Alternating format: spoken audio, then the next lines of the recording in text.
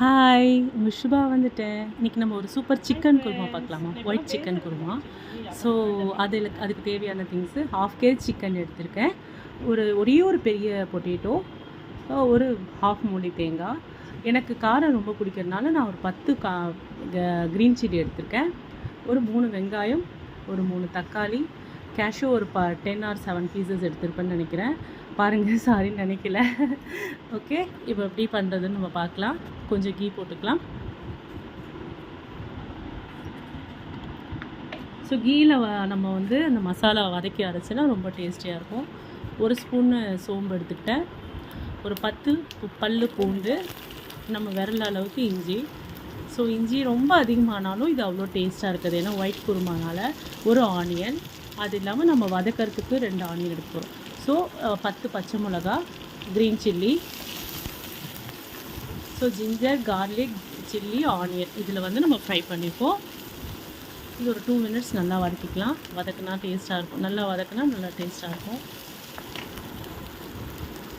இது வந்து இட்லி, தோசை, ஆப்பம் சூப்பராக இருக்கும். ஆப்பம் இதே மெத்தட் சேம். மட்டனை வேக வச்சுட்டு மட்டனும் இப்படி தான் பண்ணணும், ஓகேங்களா?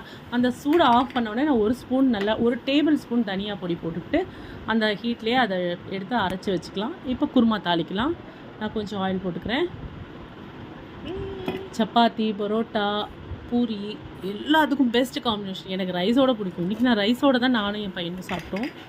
ஸோ ஒரு 3 ஏலக்காய், 2 பட்டை, 2 கிராம்பு, ஒரே ஒரு பிரியாணி இலை தாளிச்சாச்சு. டோட்டலாக 3 ஆனியன் சொன்னேன். ஸோ ஒரு ஆனியன் நம்ம வதக்கி அரைச்சிட்டோம். இதில் 2 ஆனியன் நம்ம போட்டு வதக்க போகிறோம்.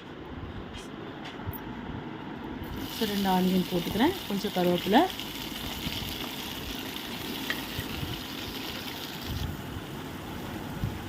நல்லா வதக்கிக்கிட்டு ஒரு மீடியம் சைஸ் 3 தக்காளி போட்டுருக்கேன். இது எல்லாமே நான் 1/2 கிலோ சிக்கனுக்கு சொல்லியிருக்கேன். ஸோ நீங்கள் குவான்டிட்டிக்கு தகுந்த மாதிரி போட்டுக்கோங்க. அதுக்கும் கம்மியாக இருந்தால் இதில் பாதி போட்டுக்கோங்க, சரிங்களா? இதை வந்து கல் உப்பு கொஞ்சம் போட்டு நல்லா வதக்கிக்கலாம். இதில் ஒரே ஒரு பொட்டேட்டோ நான் ஆட் பண்ணுறேன். அது ஆப்ஷனல் தான், நீங்கள் வந்து வேணும்னா போட்டுக்கலாம். ஸோ சிக்கன் 1/2 கிலோ ஆட் பண்ணுறேன். ஆல்ரெடி நல்லா கழுவி மஞ்சள் பொடி போட்டு நல்லா வாஷ் பண்ணி வச்சுருக்கேன். அதை போடுறோம். ஸோ இதிலே கல் உப்பும் மஞ்சள் பொடியும் கொஞ்சம் போட்டு நல்லா ஃப்ரை பண்ணிக்கலாம். ஸோ தேவையான கல் உப்பு போட்டிருக்கேன். தேவையானனா எவ்வளோன்றீங்களா? ஒரு ஸ்பூன், 1.5 ஸ்பூன் அளவுக்கு போட்டுக்கோங்க கல் உப்பு. நீங்கள் வந்து அதுக்கப்புறம் பார்த்துட்டு போட்டுக்கோங்க. ஸோ ஒரு 1/4 ஸ்பூன் தான் மஞ்சள் பொடி போட்டுருக்கேன். இதில் ரொம்ப மஞ்சள் பொடி போடக்கூடாது, ஏன்னா இது பேரே ஒயிட் குருமா இல்லையா, அதனால். ஸோ 3 minutes நல்லா வதக்க போகிறோம் மீடியம் ஃப்ளேமில் வச்சு. நான் சொல்லியிருக்கேன் இல்லையா, வதக்கிறதுல தான் டேஸ்ட்டே இருக்குது. ஸோ எல்லாமே வதக்கிட்டு பண்ணிங்கன்னா நல்லா சூப்பராக இருக்கும். அந்த மசாலாவை நான் எடுத்து கொட்டுறேன். ஸோ கேமரா வந்து ஸ்டாண்ட் சரியில்லாதனால நான் என்னோட கையில் பிடிச்சி தான் பண்ணுறேன். அதனால தான் என்னால் ஃபுல்லாக கொட்டுறதை காட்ட முடியல. ஸோ அகெயின் இப்போ அதை போட்டுட்டாச்சு. இப்போ நல்லா ஒரு திருப்பு விட்டுட்டு தேவையான தண்ணி ஊற்றிக்கோங்க.